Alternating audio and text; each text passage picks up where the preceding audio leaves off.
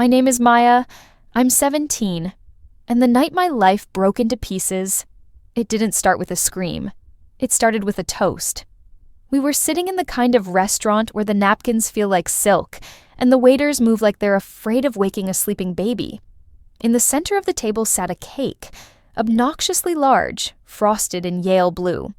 My brother Leo was glowing, not just happy, but radiating, like he had swallowed a star, and it was shining through his skin. "To Leo," my father said, his voice thick with a pride he never quite managed for my debate trophies or my straight-A report cards. "The first Ivy Leaguer in the family, to a future that's already guaranteed." My parents gave me a distracted, "You must be so proud of him, honey," before turning straight back to asking Leo about his orientation, his dorms, his plans. I sat there tracing the pattern on the silver fork, feeling like a background extra in my own life. I was the reliable one, the one who didn't cause trouble, the one who stayed in the shadows so Leo's light could look even brighter. Leo was already 3 drinks in, celebratory champagne that my dad kept pouring. Leo was the golden boy. The rules didn't seem to apply to him tonight. Not even the ones about legal drinking ages or common sense. "I'm driving the new car home," Leo announced as we walked out into the humid night air. The car was his graduation gift. A sleek silver BMW that smelled like expensive leather and ego. It sat in the parking lot like a predator waiting to pounce. "Leo, maybe you shouldn't," I said, my voice quiet. "You've had a lot of champagne. Let Dad drive." He laughed. That sharp, barking laugh that usually meant he was losing his patience. "Don't be such a buzzkill, Maya. It's 2 miles. I'm fine. Better than fine. I'm invincible." My parents didn't stop him. They were too busy laughing at something he'd said, leaning into the warmth of his success. They got into their own car, waving us off. "See you at home, kids. Drive carefully." I stepped into the passenger seat, my heart doing a slow, heavy thud against my ribs. I should have walked. I should have taken the keys. But I was the easy kid. I was the one who didn't want to ruin the perfect family night. As soon as we cleared the parking lot, the world began to blur. Leo wasn't just driving, he was flying. He took the corners too fast, the tires chirping against the asphalt. The music was up so loud, the bass vibrated in my teeth. "Slow down, Leo." I gripped the door handle until my knuckles turned white. "The speed limit is 35. "The speed limit is for people who aren't going anywhere," he shouted over the music. He looked at me, his eyes burning with a kind of manic energy I had never seen before. "You think you're the only one who follows the rules? You think being perfect makes you better than me? Tonight, I'm the one who won. Just enjoy it for once." "You're going to kill us," I snapped back. It was like lighting a match over gasoline. He turned his head away from the road, his face twisting with rage. "Always the critic. Always looking down on me from your little mountain of responsibility. You're just jealous, Maya. Admit it. You're jealous that Mom and Dad actually see me." "Watch the road," I screamed. The deer came out of the darkness like a ghost. Leo jerked the wheel. The car didn't just swerve, it bucked. There was the sickening sound of tires losing their grip, the scream of metal against the guardrail. My body flew sideways. The world tilted. I remember the sting of the airbag, the smell of gunpowder and burning rubber. Then came the sound that would haunt my dreams, the shattering of the side window. It didn't sound like glass breaking. It sounded like a gunshot. Then, the cold bite of the air as the car rolled. I felt my head hit the frame. Once, twice. The world turned into a kaleidoscope of red and black. When the movement finally stopped, the silence was louder than the crash had been. Darkness isn't quiet. It hums. It pulses. I was hanging upside down, the seatbelt cutting into my chest. I couldn't feel my legs. I could taste copper in my mouth. Blood. Beside me, I heard a groan. Leo. "Maya?" His voice was shaky, panicked. "Maya, wake up, please." I tried to answer, but my throat felt like it was filled with broken glass. My mouth wouldn't move. My fingers wouldn't twitch. I saw him crawl out of the driver's side window. He was bleeding from a cut on his forehead, but he was moving. He was okay. He came around to my side, his footsteps crunching on the glass. He looked in at me, his face pale in the moonlight. Then, I heard another sound. Headlights. A car was stopping. Leo froze. I watched his eyes dart from me to the empty driver's seat, then back to the road. "It was an accident," he whispered to himself. "I didn't mean to. It was an accident." I wanted to scream. I wanted to tell him to get me out. But the darkness was winning. As the footsteps of the stranger approached, I heard Leo's voice change. It went from panicked to rehearsed in a single breath. "Help!" he shouted, his voice cracking with a fake, high-pitched terror. "My sister! She was driving! She lost control! I tried to grab the wheel, but I couldn't stop her!" The last thing I saw before the world went black was my brother standing over the wreckage of my body, already beginning to edit the story. The first thing I smelled wasn't the hospital.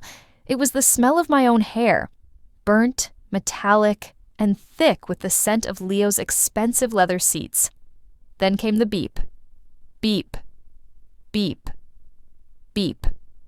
It was a rhythmic, nagging sound that felt like a needle stitching into the side of my skull. I tried to open my eyes, but my eyelids felt like they had been glued shut. Everything was heavy.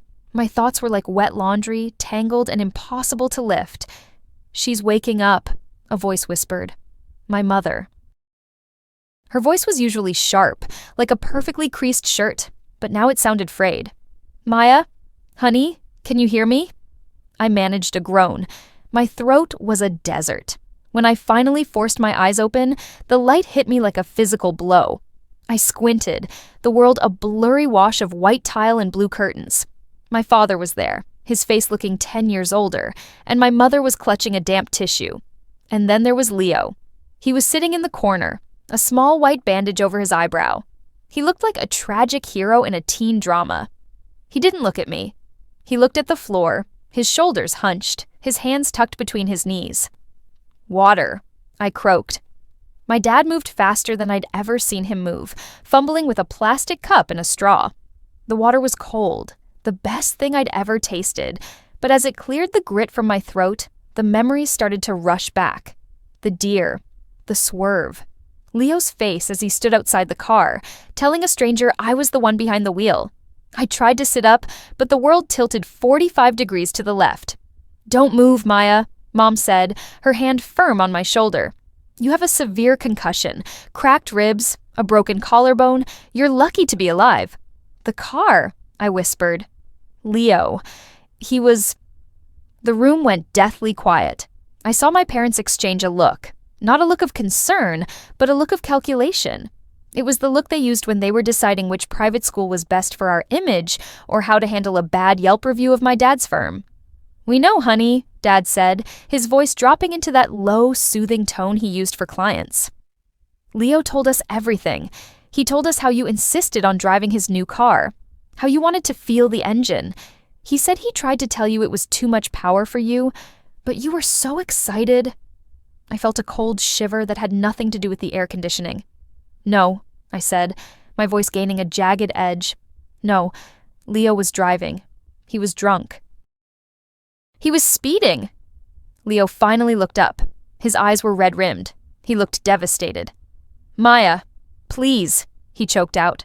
"The doctor said you might be confused. Retrograde amnesia, they called it. The trauma of the crash. It's mixing things up in your head."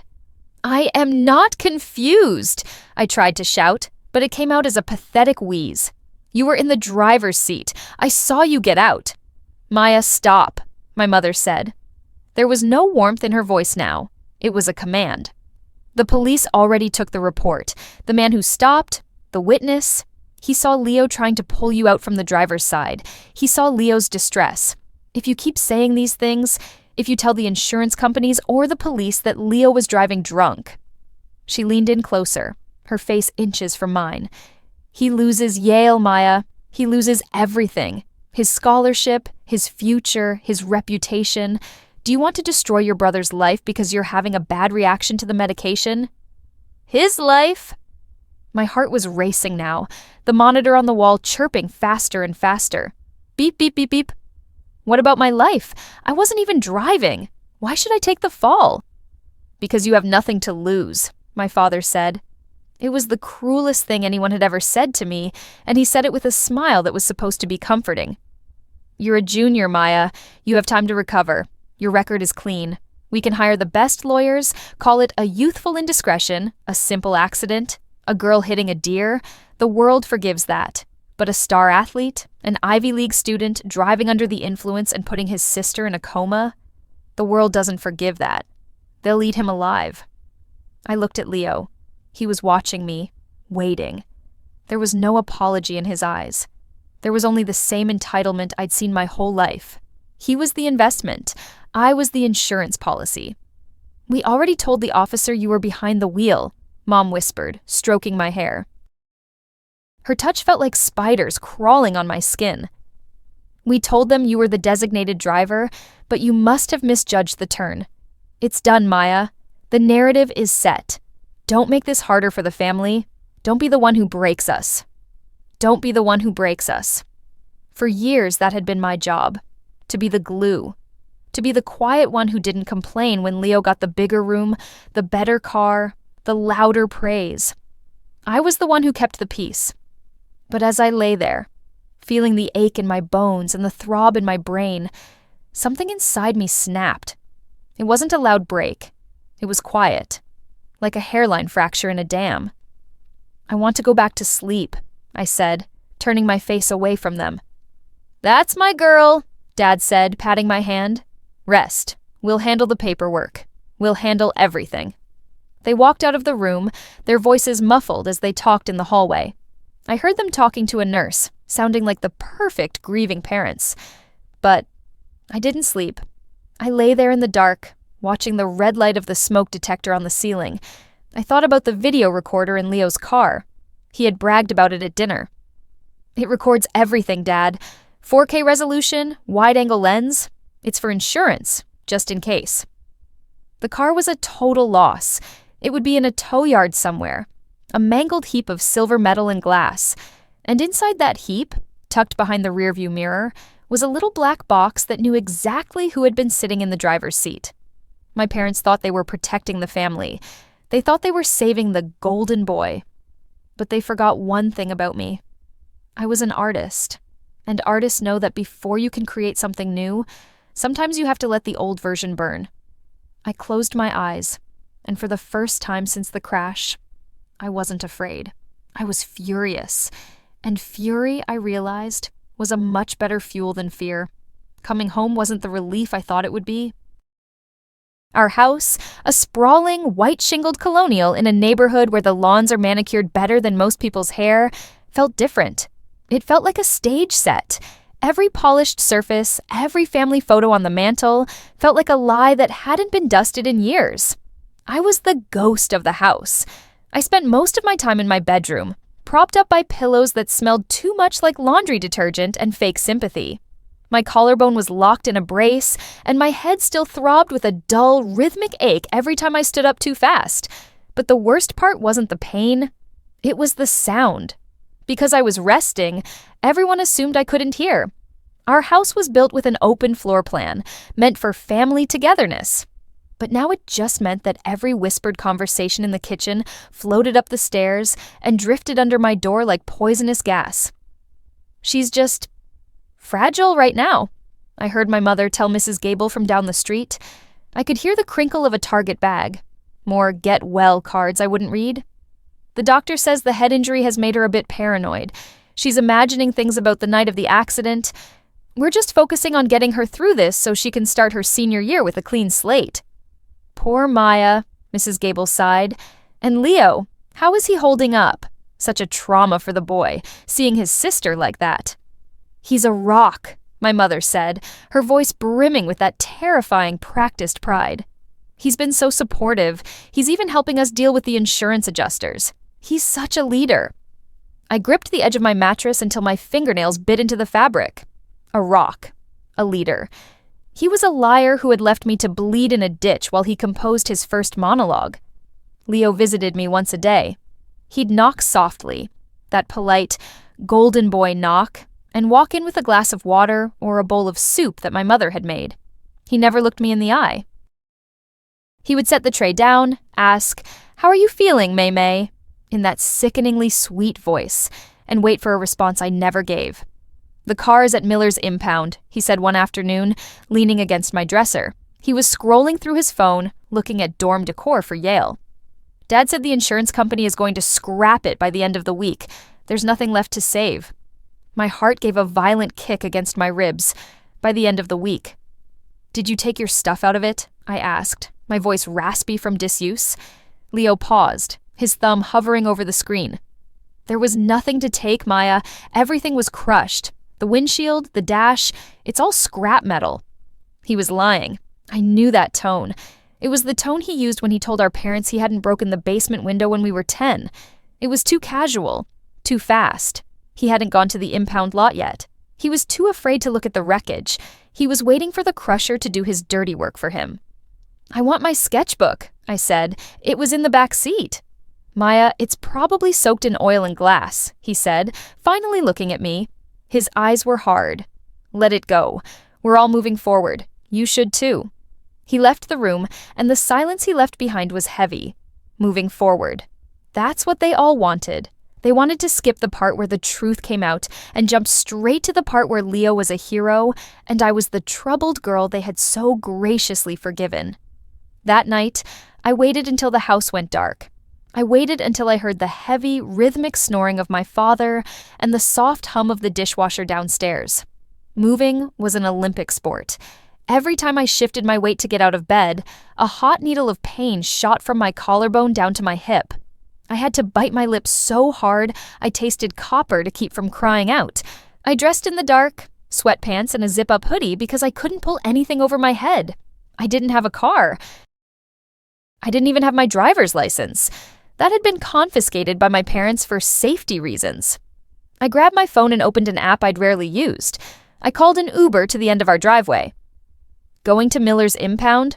The driver asked when I slid into the back seat, smelling like hospital antiseptic and desperation. He was an older man with a faded Yankees cap. He looked at my brace in the rearview mirror. A bit late for a pickup, isn't it? I left something in my car, I said, staring out the window at the passing streetlights. Something I can't live without. The impound lot was a graveyard of twisted metal, surrounded by a chain-link fence topped with rusted barbed wire. It sat on the edge of town, far away from the manicured lawns and the Yale blue cakes. I paid the driver and watched him pull away. The silence of the industrial park was eerie. I walked along the fence until I found a gap near the bottom where the dirt had eroded. I shouldn't have been doing this. I had a concussion. I had broken bones. But as I crawled through the dirt, feeling the grit under my fingernails and the sharp sting in my shoulder, I felt more alive than I had in weeks. I wasn't a ghost anymore. I was a scavenger. I found the car in the back corner, under a flickering yellow street lamp. It didn't look like a car. It looked like a soda can that had been stomped on by a giant. The silver paint was scarred with black streaks and rust. The passenger side, my side, was caved in so deep it touched the center console. I stood there for a moment, my breath hitching. I had been inside that. I had survived that. I moved to the driver's side. The door was jammed, but the window was gone. I reached inside, my hand trembling. The interior smelled like death. Stale blood, burnt plastic, and that cloying leather scent. I felt around the rearview mirror. Nothing.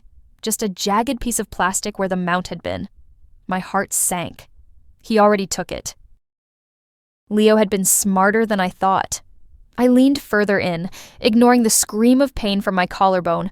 I felt under the seats, in the footwell, through the shards of glass that sliced into my palms. Then, I saw it. The dashcam hadn't been taken. It had been thrown. When the car rolled, the camera had snapped off its mount and wedged itself into the gap between the driver's seat and the center console. I reached for it, my fingers straining. I could see the small, black rectangular shape. It was covered in gray dust, but the micro SD card slot looked intact. I pulled it out. It was heavy in my hand. Cold. It was Friday. The big send-off. The house smelled like rosemary and expensive wine. In 48 hours, Leo would be sitting in a dorm room at Yale, wearing a sweater with a crest that supposedly made him better than everyone else. To celebrate, my parents had invited the Millers and the Galloways, the kind of people who talk about interest rates and golf handicaps as if they're holy scripture. I sat at the end of the table, my arm still held tight in its sling. I was wearing a dress that felt like a costume. My mother had spent 20 minutes doing my makeup, trying to hide the fading yellow bruises around my eyes. "You look beautiful, honey," she'd whispered, her fingers cold against my skin. "Just for tonight. Let's just have one perfect night." Perfect. That word was the cage we all lived in. "A toast," Mr. Miller stood up, his glass of Cabernet raised high. "To Leo, a young man who faced tragedy and came out stronger. And to Maya, the girl who reminds us all that even the best of us make mistakes. But family is there to catch us when we fall." The table murmured in agreement. Clink, clink, clink. I looked at Leo. He was sitting across from me, his face a mask of polite humility. "You know," my father said, leaning back, his face flushed with wine and pride, "we're actually putting together a little digital scrapbook for Leo. Photos from his first t-ball game to his graduation. I thought it would be a nice surprise for the end of the night." "Actually, Dad," I said, my voice cutting through the laughter like a blade, "I have something to add to that." The room went quiet. Leo's fork hit his plate with a sharp ping. "Maya, honey, maybe later," Mom started, her eyes darting to our guests. "No, now is better," I said. I pulled my phone from my lap and set it on the table. I found something in the wreckage of the car, something the insurance company missed. It's a video. Think of it as a commemorative film of the night everything changed. I saw the blood drain from Leo's face. He looked like he was about to vomit. "Maya," he hissed, his voice low enough only I could hear. "Don't." I didn't look at him. I looked at my father. "Dad, can you airplay this to the TV in the lounge? I think everyone should see the moment Leo's future was secured." My father, oblivious to the subtext, beamed. "That's my girl. Always thinking of her brother." We all moved to the living room. The guests settled onto the white leather sofas with their drinks. My mother stood by the fireplace, her hand resting on the mantel, looking like a portrait of suburban grace. Leo stood by the door, his body coiled like a spring. I swiped my thumb across the screen. The 65-inch screen flickered to life. At first, it was just the interior of the car. The dashboard lights glowed blue. You could hear the music, the heavy, thumping bass of the song Leo had been blasting. "The speed limit is for people who aren't going anywhere." Leo's voice filled the room. It was loud, arrogant, and clearly slurred. On the screen, the speedometer was visible in the corner of the frame. 45, 55, 65, in a 35 zone. I watched Mr. Miller's smile fade. I watched Mrs. Galloway set her glass down on the coffee table. Then came the deer. The swerve. The sickening, violent crunch of metal meeting wood and earth. The camera spun, a chaotic blur of sky and grass, until the car came to a rest. The silence on the video was broken by my own voice. A small, wet whimper. "Leo, I can't feel my legs." The guests were frozen. My mother's hand had moved from the mantel to her mouth. Then, the footage showed Leo crawling out of the driver's side. He looked into the lens for a split second, a panicked, selfish animal. He didn't reach for me. He didn't call 911. He walked around to the passenger side, and then we heard it. The headlights of the witness's car approaching, and Leo's voice, clear as a bell, screaming, "Help! My sister! She was driving! She lost control!" I hit the stop button. The silence in the room was absolute. It was the kind of silence that happens right after a bomb goes off, the ringing in your ears that tells you the world you knew is gone. Mr. Miller looked at my father. My father looked at the floor. He looked smaller than I had ever seen him. "Leo," my mother whispered. It wasn't a question. It was a funeral. Leo didn't try to deny it. There was no point. The wide-angle lens had captured everything. The bottles in the center console, the speedometer, the cowardice. He looked at me, and for the first time, there was no golden boy left. There was just a boy who had broken his sister and lied about it. "I had to," Leo whispered, his voice cracking. "You heard what Dad said. I would have lost Yale. I would have lost everything." "You already lost it, Leo," I said, standing up. My collarbone ached, but I stood straight. "You lost it the second you got out of that car and chose your scholarship over my life." I looked at my parents. They were looking at me with a mixture of horror and something else. Fear. Not fear for Leo, but fear of me. I was the one who had broken the perfect night. I was the one who had finally refused to be the glue. "The police have a copy," I said quietly.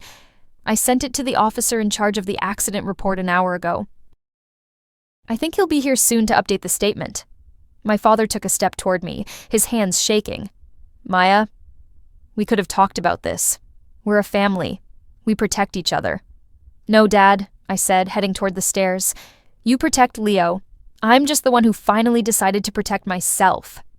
As I walked up the stairs, I heard the first sob from my mother. I heard the guests making their awkward, hurried exits. I went into my room and shut the door. I didn't cry. I sat on my bed and looked at my hands. They were steady. For the first time in 17 years. I wasn't the reliable one. I wasn't the easy one. I was Maya. And Maya was finally, painfully, free. The weeks that followed were the loudest kind of quiet I've ever known. The police didn't come with sirens blaring that night. They didn't need to. The truth had already done the work of a battering ram.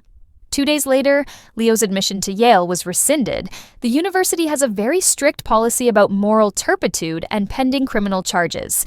It turns out, an Ivy League school doesn't want a golden boy who leaves his sister in a ditch. The community, once so quick to offer me get-well cards for my clumsiness, turned its back on us. In a town like ours, reputation is currency, and our family was suddenly bankrupt. My father's partnership at the firm survived, but only barely. He walks through the house now like a man who has lost his map. He doesn't toast to anyone anymore. He mostly just stares at the television, the blue light reflecting off his glasses, looking for a version of our family that doesn't exist. My mother is different. She stopped trying to fix my hair or hide my bruises. One afternoon while I was sitting on the porch, she came out and sat next to me. She didn't say she was sorry. I don't think she knows how to put those syllables together yet, but she reached out and touched my hand. Not a calculating touch, but a real one. "I was so afraid for him," she whispered. "I forgot to be afraid for you." I didn't forgive her. Not yet. Maybe not for a long time, but I didn't pull my hand away. That was our new start. A cold, hard honesty. Leo didn't go to jail, but he didn't get off easy. A year of probation, 300 hours of community service at a trauma rehab center, and a permanent mark on his record. He's attending a local community college now. He drives a 10-year-old sedan that smells like stale coffee instead of leather. He caught me in the hallway last night. He looked tired. The glow was gone, replaced by the heavy, gray reality of being an ordinary person who did a terrible thing. "I'm sorry, Maya," he said. It was the first time he'd said it without looking for an excuse afterward. "I know," I replied. "Do you think we'll ever be like we were?" I looked at him. My brother, the person I used to be invisible for. "No, Leo, we won't. But that's a good thing. I'm done being the ghost in your house. I'm 18 now. My collarbone has healed, though it still aches when the weather turns cold. I didn't go to a prestigious university. I chose a small art school in the city, far enough away to breathe, close enough to visit if I feel like it. I'm working on a new series of paintings. They aren't pretty. They're full of jagged lines, shattered glass, and the harsh yellow light of an impound lot. But when people look at them, they don't see a troubled girl. They see a survivor. They see a witness. The golden boy narrative is dead. And in its place, I've built something much stronger. If you're reading this, and you're the easy one, the one who carries the family secrets like stones in your pockets so no one else has to feel the weight, listen to me. You are not the glue.